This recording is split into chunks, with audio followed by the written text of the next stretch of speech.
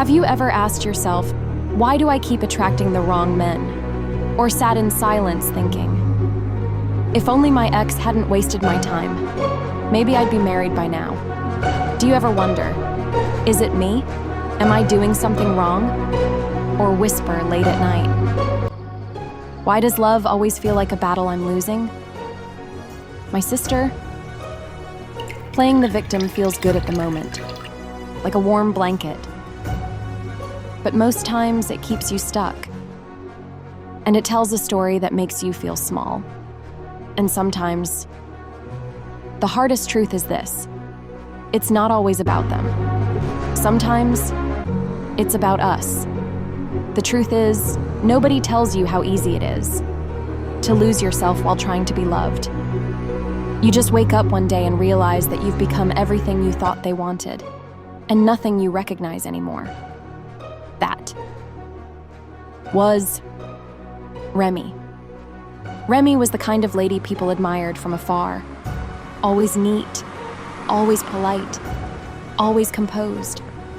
But inside, she was tired. Tired of being disappointed. Tired of being the good one who never got chosen. Tired of pretending that being okay was her default setting. She used to say, "Men are wicked. I just have bad luck in love."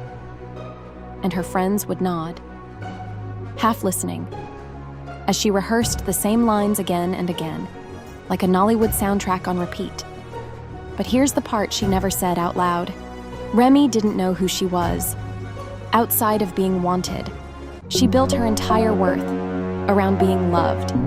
Every good morning WhatsApp text felt like oxygen. Every unread text felt like suffocation. And when another man ghosted her, she'd curl up in her small room, lights off, replaying every word in her thoughts, every emojis in her messages, and every, maybe if I had just. She would scroll through old chats, like a playlist of heartbreak, hoping to find where she went wrong. That evening, when she smelled her neighbor's fried plantain from next door, and thought, even plantain has someone frying it. Why can't I be chosen too? She remembered the night of her promotion at work. Her boyfriend had promised they'd celebrate. That weekend, she wore her best dress, imagined clinking glasses, the laughter, and maybe even a gift. But he never showed up. No call, no message, just neglect. She sat by the window, watching the streetlights flicker, her untouched meal growing cold, and in that quiet moment, she whispered, maybe he's busy. But deep down, she knew. She was celebrating alone, again. One rainy Thursday, life brought her a mirror moment. It was her cousin's traditional wedding. The village compound was alive.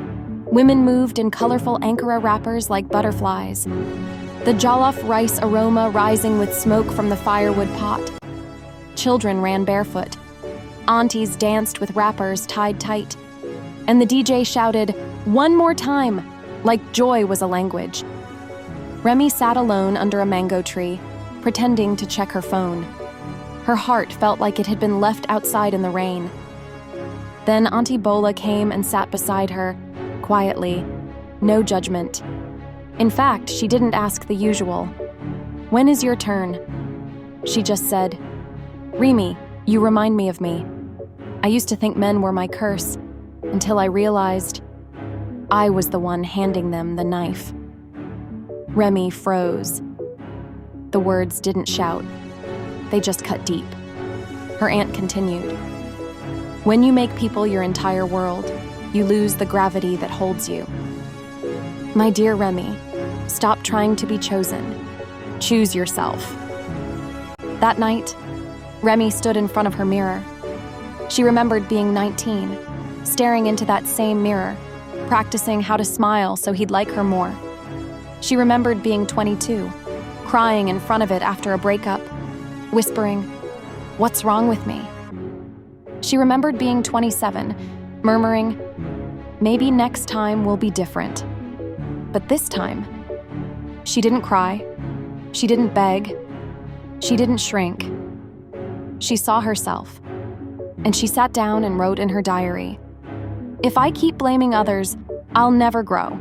I've been waiting to be loved, but maybe it's time I learn to love myself first." From that night, Remi began her slow awakening. She stopped begging for attention. She started saying no, not with anger, but with peace. She deleted numbers she used to wait on like rain in dry season. She took herself out on small dates, sometimes just to sit at an eatery, with puffcorn and a chilled drink, watching life move without needing to chase it. She started journaling, started talking to herself with kindness, started dressing for herself, not for compliments. And somehow, her glow returned, not because of a man, but because she remembered who she was before she started chasing approval. One evening, she ran into her ex at a supermarket.